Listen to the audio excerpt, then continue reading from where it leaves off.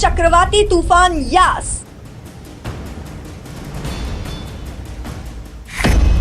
ओडिशा के धामरा में तट से टकराया यास।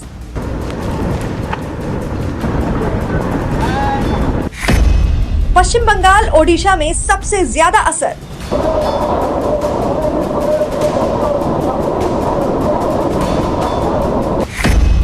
जिंदगी बचाने के लिए दमदार बंदोबस्त।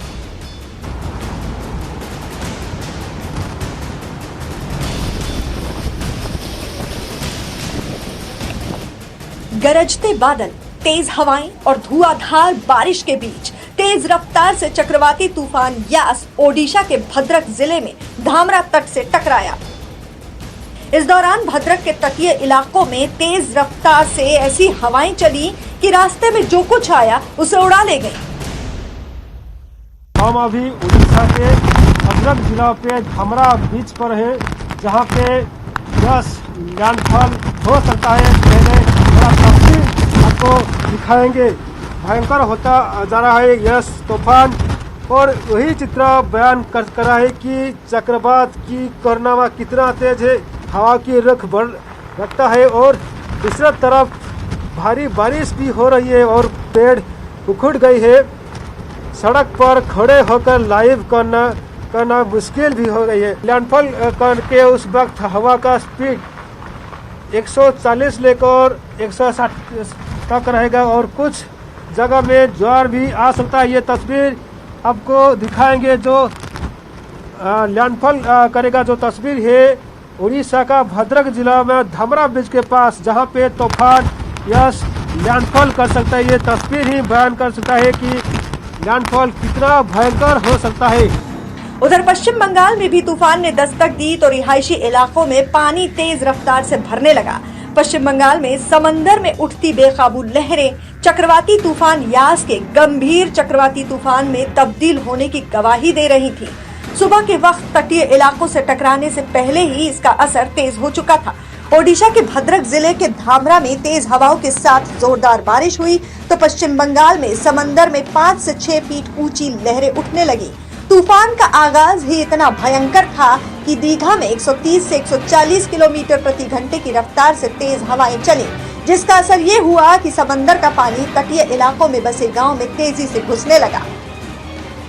यास के विनाश की तस्वीरें सामने आने लगी हैं। यहाँ पर देखिए समुद्र जो उफान पर है, समुद्र का पानी अंदर जो रिहायशी इलाका है वहाँ पर घुसने लगा है। साथ ही यहाँ पर पानी के जो ये बड़े बड़े बोल्डर्स हैं ये भी अंदर आने लगे हैं और जो तटीय इलाके हैं, हालांकि जो गांव हैं उनको खाली करा लिया गया है, लेकिन इसके बाद भी खतरा बना हुआ है।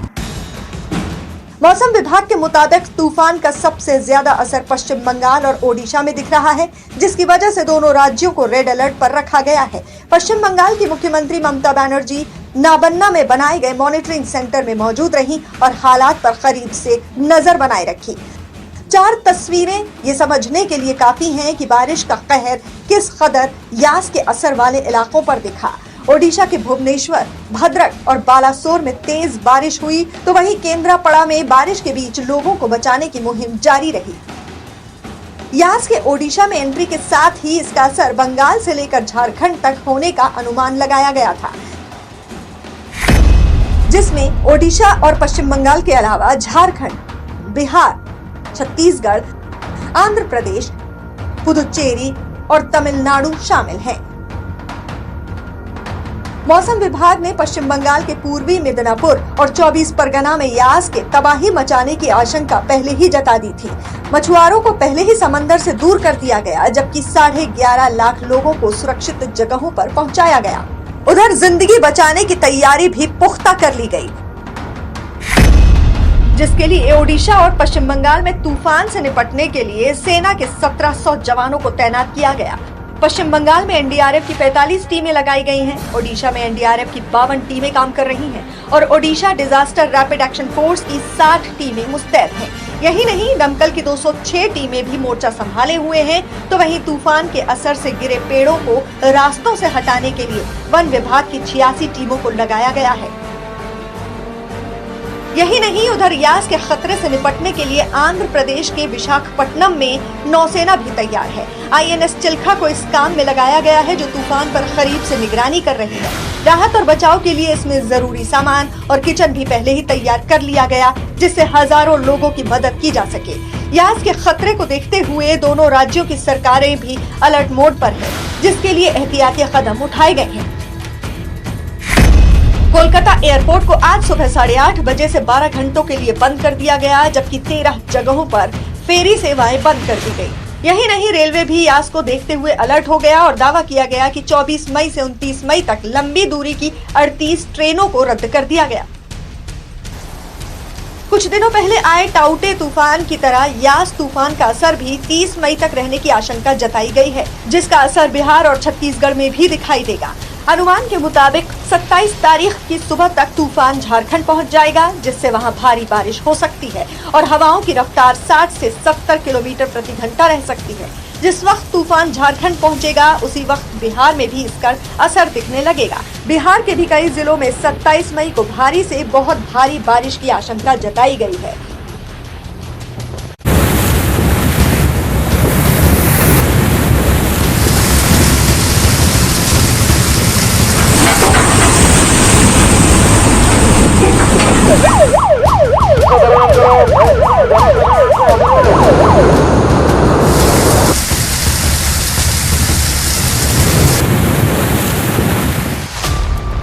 टाउटे के बाद यास की दहशत।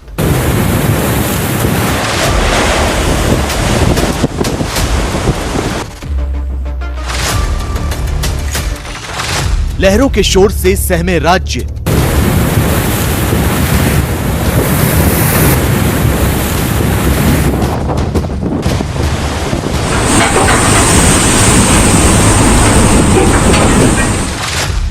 कहीं रस्सियों से बांधे गए जहाज।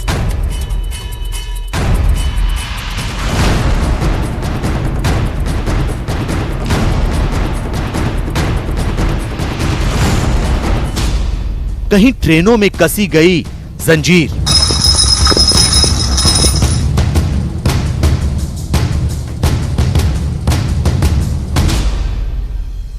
ये 6 तस्वीरें उस यास नाम के तूफान के ट्रेलर की हैं, जिसने देश के 5 राज्यों में हड़कंप मचा दिया है। दावा किया जा रहा है कि अगले कुछ घंटों में ये तूफान समंदर के किनारों से टकरा सकता है। मौसम विभाग के मुताबिक आंध्र प्रदेश, तमिलनाडु, पश्चिम बंगाल, ओडिशा और अंडमान निकोबार के तट पर यास का भारी खतरा बना हुआ है। लेकिन सबसे बड़ी चुनौती है पश्चिम बंगाल के सामने, जिसने कुछ ही महीनों पहले अम्फान जैसे खतरनाक तूफान का सामना किया है।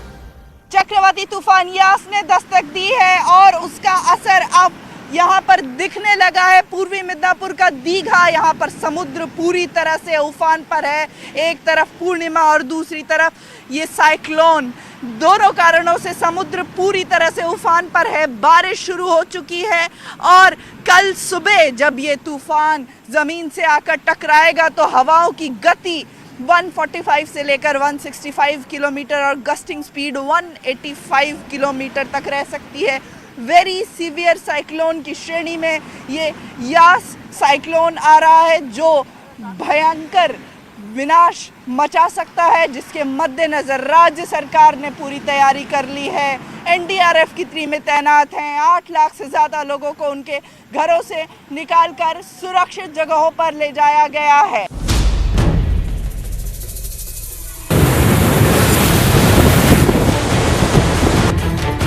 यास नाम के इस तूफान की रफ्तार क्या हो सकती है, इसकी तस्दीक ये तैयारियां भी कर रही हैं। पूर्वी मेदिनीपुर के मेदेचा रेलवे स्टेशन पर ट्रेन के पहियों को चेन से कस दिया गया है। आशंका जताई जा रही है कि तूफान की तेज रफ्तार सैकड़ों टन वजनी ट्रेन को भी भारी नुकसान पहुंचा सकती है। यही वजह है कि खतरे को कम करने के लिए इन भारी भरकम पहियों को लोहे की चेन से बांध दिया गया है। दावा किया जा रहा है कि यहाँ तूफान का बड़ा हमला हो सकता है। यही वजह है कि अब तक 1,50,000 से ज्यादा लोगों को सुरक्षित इलाकों तक पहुंचाया जा चुका है। दीघा में NDRF की टीमें जिंदगी बचाने की जंग में जुटी हुई हैं। हर किसी को यास तूफान के खतरे से आगाह किया जा रहा है। लोगों से अपील की जा रही है कि तूफान के हमले से सुरक्षित ठिकानों पर पहुंच जाएं। सबसे पहले यहाँ पर एनडीआरएफ की तरफ से जो ये तूफान की चेतावनी दी जा रही है वो मैं तस्वीरें आपको दिखाऊंगी। गांव-गांव में जाकर के एनडीआरएफ की टीम जो है लोगों को यहाँ से निकालने का काम कर रही है। जो यहाँ पर लोग हैं अपने घरों में, अब भी उनको बार-बार समझाया जा रहा है कि जरूरी है सबका शेल्टर में जाना। तो ये तस्वीर आप देखिए, एक तरफ जहाँ पर एनडीआरएफ की टीम की तरफ से अनाउंसमेंट की जा रही है, घर घर जाकर के लोग जो है वो जो स्थानीय लोग हैं उनसे बात कर रहे हैं। कितने गांव गए, कितने लोगों को इवैक्यूएट किया है अभी तक आप लोगों ने? एक्चुअली पदीमा 1 और पदीमा 2 दो ग्राम पंचायत है। ग्राम पंचायत में 10 के करीब गांव हैं। हर गांव में हमने जाके अनाउंसमेंट किया है और 2 गांव के लोगों को हमने इवैक्यूएट भी कर दिया है। जैसे दत्तापुर और दत्तापुर पल्ली के लोगों को हमने इवैक्यूएट करके साइक्लोन शेल्टर्स में रखा है। एनडीआरएफ ने यहां अपनी 2 टीमों को लगा रखा है। इन 2 टीमों को 6 हिस्सों में बांटकर इलाके को खाली कराया जा रहा है ताकि यास की वजह से कोई जनहानि ना हो। कितने लोगों को इवैक्यूएट किया है, कितने लोगों को इवैक्यूएट करना बाकी है? कंफर्म नंबर तो क्लियर नहीं हो पाएंगे क्योंकि गांव के लोग हैं तो कुछ ज़्यादा कम ज़्यादा हो सकते हैं। तो हमने करीब 10 गांव के लोगों को इवैक्यूएट कर लिया है अभी तक और अभी बाकी जो बचे हैं हमारे इलाके में इस दोनों पंचायत में उनको हम बता रहे हैं कि आप अपनी मर्जी से फटाफट आके हमारी जो ये लोग घरों के बाहर हैं अभी जिनसे बात कर रहे थे आप लोग, ये लोग कोऑपरेट कर रहे हैं कि नहीं जाना चाह रहे हैं? क्या कह रहे हैं, कैसे मना रहे हैं आप लोगों ने? कुछ लोगों को बोलने से ही मान जा रहे हैं, कुछ लोगों को थोड़ा पुलिस के साथ मिलके हमें उन्हें ज़बरदस्ती भी निकालना पड़ रहा है क्योंकि अल्टीमेटली हमारा टारगेट है कि कोई भी लाइफ लॉस नहीं होना चाहिए साइक्लोन में। तो जो लोग मान जा रहे हैं इजीली आ जा रहे हैं, अच्छी बात है। जो नहीं मान रहे हैं उनसे हम फोर्स से भी पुलिस के साथ मिलके या पहले तो प्रधान को लाके हम उनको समझाते हैं और प्रधान से मैक्सिमम लोग कन्विंस हो जाते हैं। जो प्रधान से नहीं मान रहे उनको जबरदस्ती भी हमें निकालना पड़ेगा। एनडीआरएफ का दावा है कि एक शख्स की जान बचाने के लिए पूरी टीम जुटी हुई है। साथ ही लोगों को ऐसी जगहों पर शिफ्ट किया जा रहा है जहां लोगों की जरूरत का सारा सामान मौजूद होगा। अम्फान का कहर झेलने के बाद एक बार फिर यहां के लोग यास के खतरे की वजह से सुरक्षित ठिकानों का रुख कर रहे हैं। तूफान यास की दस्तक के कारण कई परिवार यहाँ पर अपने घरों को छोड़ करके और जो शेल्टर बनाए गए हैं एनडीआरएफ की तरफ से, राज्य सरकार की तरफ से, वहाँ जा रहे हैं। हम बात करेंगे कितने लोगों का परिवार है, आप लोग जा रहे हैं? पिछली बार अम्फन जब आया था तो क्या हाल हुआ था? 4 परिवार है। इसके ऊपर झोड़ो हवा पड़ रहा है, बिजली पड़ रहा है, तो वो सरकार का जो रूम दिया है ना उसका पास हम जा रहा। ओडिशा के केंद्रपाड़ा से आई ये तस्वीरें उसी मिशन की हैं जिसे यास तूफान के खिलाफ अंजाम दिया जा रहा है। यहाँ बुजुर्गों को सुरक्षित ठिकानों पर पहुँचाने का काम किया जा रहा है। दावा किया जा रहा है कि करीब 3.5 लाख से ज्यादा लोगों को तटीय इलाकों से सुरक्षित जगहों पर पहुँचाया जा रहा है। यह एक सीवियर साइक्लोनिक स्टॉर्म की कैटेगरी में परिणत हो चुका है। हवा की गति 160 के ऊपर 185 तक जा सकती है। साइक्लोन यास में लगभग 115 टीमें 5 राज्य एवं 1 केंद्र शासित प्रदेश अंडमान निकोबार में तैनात की गई हैं। सर्वाधिक 52 टीम उड़ीसा में तैनात की गई हैं एवं 45 टीमें पश्चिम बंगाल में तैनात की गई हैं। भुवनेश्वर के भी अलग अलग इलाकों से यास के ट्रेलर की डरावनी तस्वीरें सामने आ रही हैं। यहाँ के तटीय इलाकों को खाली कर देने के लिए लगातार अनाउंसमेंट हो रहा है। प्रशासन माइक लेकर लोगों से सावधान रहने की अपील कर रहा है। उधर ओडिशा के बालेश्वर में भी यास का ट्रेलर साफ देखा जा रहा है। यहाँ लगातार बढ़ रही लहरें दहशत पैदा कर रही हैं।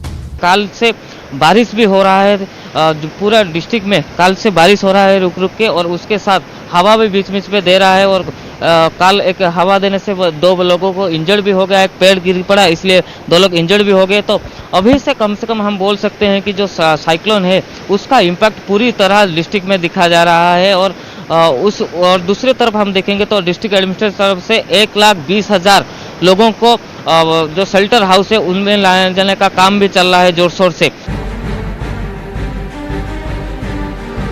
दावा किया जा रहा है कि जैसे जैसे ये तूफान आगे बढ़ रहा है वैसे वैसे इसकी ताकत में इजाफा हो रहा है।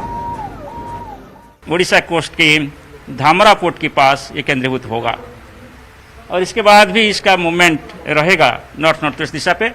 और कल मिड डे तक, नून तक ये उड़ीसा कोस्ट को धामरा और बालासोर के बीच में पार करेगा, तब इसका जो विंड स्पीड होगा वो है 155 to 165 और 185।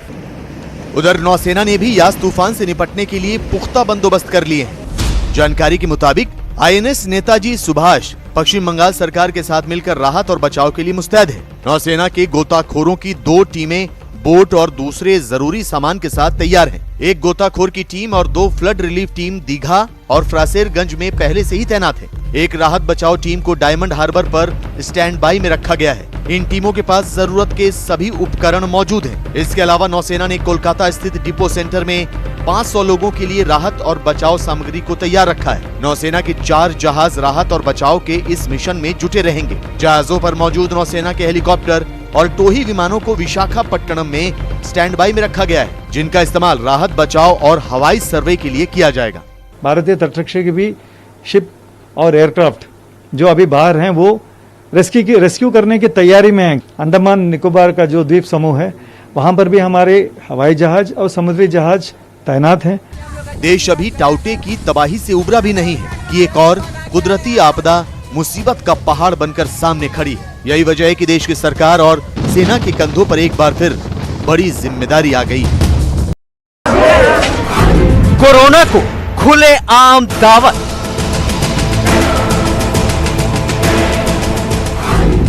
भीड़ जुटाकर महामारी का स्वागत।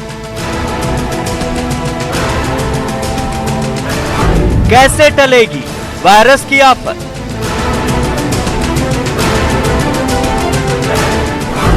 कोरोना जैसी महामारी के खिलाफ भारत एक बड़ी जंग लड़ रहा है, लेकिन उस जंग पर पट्टा लगाने का काम ये तस्वीरें कर रही हैं। जिन लोगों को कोरोना गाइडलाइंस का पालन करने की हिदायत दी गई है वो खुलेआम महामारी की आवभगत में जुटे हैं। कहीं भीड़ जुटाकर लोगों की जिंदगी से खिलवाड़ किया जा रहा है, तो कहीं वैक्सीन न लगवाने पर लोग अड़े हुए हैं।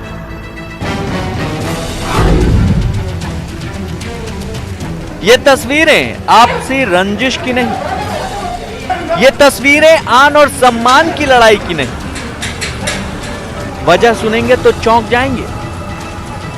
कोरोना के खिलाफ चल रही जंग के बीच बेंगलुरु से आई ये तस्वीरें कोरोना टेस्टिंग के दौरान हुए संग्राम की हैं। आरोप है कि कोरोना टेस्टिंग के लिए तैनात सरकारी कर्मचारियों ने जोर जबरदस्ती के बूते इस शख्स का कोरोना टेस्ट करने की कोशिश की। जब इस लड़के ने कोरोना टेस्टिंग कराने से इनकार कर दिया तो मौके पर मौजूद कर्मचारियों ने उसके साथ न सिर्फ बदसलूकी की बल्कि उसको तमाचा भी जड़ दिया। बात इतने तक सीमित नहीं रही। कोरोना टेस्टिंग कर रहे सरकारी कर्मचारी का गुस्सा तब और 7वें आसमान पर पहुंच गया जब लड़के ने एक बार फिर टेस्टिंग से इनकार कर दिया। गुस्से से आग बबूला हुए कर्मचारियों ने लड़के की न सिर्फ बुरी तरह से पिटाई कर दी बल्कि उसका हाथ भी मरोड़ दिया। टेस्टिंग करने आए कर्मचारियों का गुस्सा इतने पर भी शांत नहीं हुआ। दोनों लोगों ने इस लड़के को गर्दन से पकड़ लिया और टेबल पर उसका सिर पटकने की कोशिश भी की। कोरोना टेस्टिंग के नाम पर बवाल करने वाले इन कर्मचारियों का वीडियो जैसे ही वायरल हुआ, फौरन नगर निगम के कमिश्नर ने जांच के आदेश दे दिए। सोचिए, क्या ऐसी ही तस्वीरों से कोरोना को अंजाम तक पहुंचाया जाएगा? क्या ऐसी ही जबरदस्ती से लोगों को जागरूक बनाया जाएगा? क्या मार पिटाई से ही लोगों को कोरोना जांच के लिए तैयार किया जाएगा? सरकार घर घर तक कोरोना का टीका पहुंचाने के मिशन में जुटी है, क्योंकि यही एक तरीका है जिससे महामारी के संकट को टाला जा सकता है। लेकिन मध्य प्रदेश के निवाड़ी में टीका ही तकरार का सबब बन गया। यहाँ गांव के लोग वैक्सीन लगवाने से मना कर रहे हैं। आलम यह हो चुका है कि गांव की महिलाएं सीधे डीएम से भी भिड़ने को तैयार हैं। वैक्सीन नहीं लगवाने तुम्हें? हम नहीं लगवाने। का परेशानी है? हमें लगवाने नहीं। अबे का देख के वैक्सीन लगवाने नहीं। दरअसल गांव में अफवाह फैली है कि टीका ही उनकी जान का दुश्मन है। यही वजह है कि प्रशासन लगातार लोगों को समझाने में जुटा है, लेकिन गांव वाले भी अपनी जिद पर अड़े हैं और प्रशासन के साथ बहस पर आमादा है। ये भी नहीं बताओगे? लगवाने की बात नहीं कर रहा है। घर में कितने आदमी हैं? एक बच्चा है, हाँ। एक बहू है। अच्छा, वो सही है। तो ये सब लोग इंजेक्शन लगा के खड़े हुए ये पागल है। दरअसल गांव में कोरोना की वजह से हालात ठीक नहीं है। यही वजह है कि सरकार की तरफ से लगातार लोगों को वैक्सीनेशन के लिए जागरूक किया जा रहा है। इसी कड़ी में डीएम आशीष भार्गव भी गांव-गांव पहुंचकर लोगों को जागरूक कर रहे हैं। लेकिन लोग अपनी जान की दुहाई देकर टीका लगवाने से कतरा रहे हैं। इतना ही नहीं, स्वास्थ्य विभाग की टीम के साथ झगड़ा करने को भी तैयार हैं।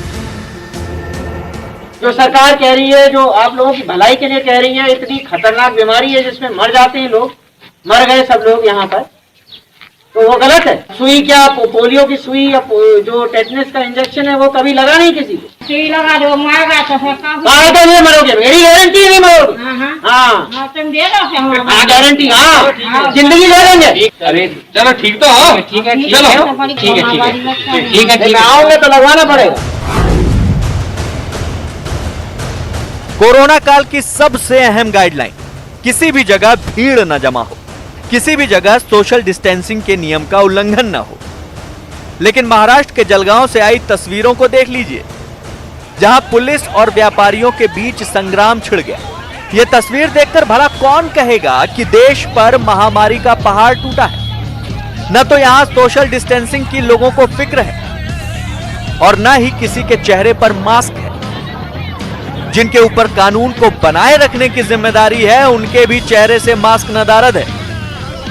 दावा किया जा रहा है कि यहां नियमों के हिसाब से सुबह 7 से 11 बजे तक ही लोगों को फल और सब्जियों की दुकान खोलने की इजाजत है। बावजूद इसके लोग न सिर्फ देर तक दुकान खोल रहे हैं, बल्कि कोरोना गाइडलाइन की धज्जियां भी उड़ा रहे हैं। जब मौके पर पहुंचकर पुलिस इस भीड़ को हटाने की कोशिश करती है, तो पुलिस से फल व्यापारी भिड़ जाते हैं। ये भीड़ भूल गई है कि इस तरह का रवैया इनकी जिंदगी पर कितना भारी पड़ सकता है, क्योंकि कोरोना जैसा खतरनाक वायरस जिस माहौल में सबसे ज्यादा फैलता है, ये तस्वीरें उस माहौल के बिल्कुल मुताबिक हैं।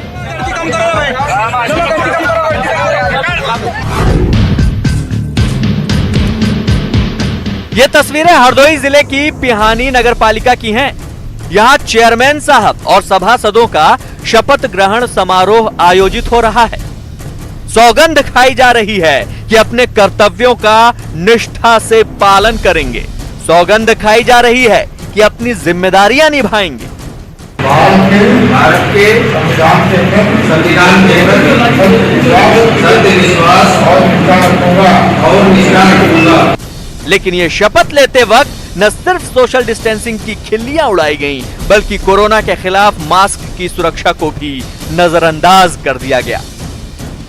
यहाँ महामारी के खतरे के बीच लॉकडाउन भी लगा है। लोगों को सख्त हिदायत है कि कोरोना की गाइडलाइन का पालन करें, भीड़ कहीं भी जमा न होने दें। लेकिन यहाँ तो जनता के नुमाइंदों ने ही कायदे कानून को तार-तार कर दिया। इस शपथ ग्रहण समारोह को सीमित लोगों के साथ शांति से भी किया जा सकता था। बिना ढोल नगाड़ों के भी कर्तव्य निभाने की कस्में खाई जा सकती थी।